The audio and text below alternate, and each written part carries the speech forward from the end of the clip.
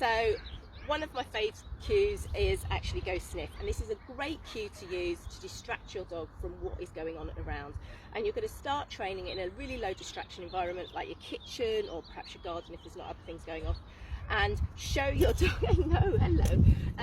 show your dog what you've got within, because she's blind. So I'm just going to wave it in front of her mouth, and then I'm just going to scatter them on the floor with the cue go sniff, and that's going to encourage her to pop her nose to the floor to sniff out those treats. And you're going to build that up. I'm getting mugged by all of them now. Hey Rowan, do you want some as well? Right, okay, go sniff. B, go sniff. And that's going to build up so that they start to associate the cue with actually sniffing on the ground, which is a great way for them building up their sort of mental exercise as well, mental stimulation out on a walk. You can use that as a cue for them to just start sniffing the environment rather than just actually the treats on the floor. But it is particularly useful if you want to distract your dog from someone walking around, or perhaps a dog or a human, if they are reactive. This is a great cue because it's taking the focus off what's going on in the environment, and particularly good for my blind dog because obviously she doesn't have the visual cues, she just has those scent ones. So this is really working beautifully to take her mind off anything that's going around. Rowan.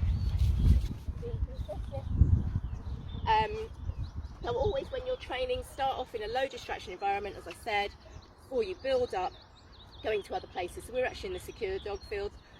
There's actually dogs in the other field that were barking at Inca, so this is something that I've built up with her.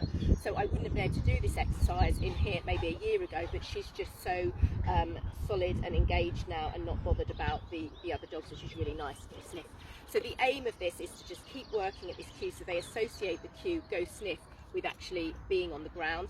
Whenever you change a location, decrease your expectations for how long they'll sniff for, and also, you know, start practicing it out on a walk when there is no distractions as well. You don't want to just go from the kitchen to out on a walk where there's lots of dogs, but start practicing. And the other thing is as well, start practicing this out on a walk at a lot of distance from the things that trigger, and then you can gradually build up. But it's a really useful cue, and it's a great one for cognitive work as well, which is as important as physical work, particularly for dogs that perhaps are getting older, but you still want to give them a really engaging walk. Let them just sniff and use that cue to go sniff. That's their cue to just go and play and go and sniff.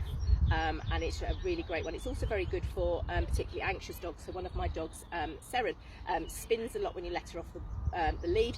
So again, we use the cue go sniff, and she knows actually there's some exciting things to smell on the ground. So I hope that's helped. Let me know if you've got any questions, and enjoy your day.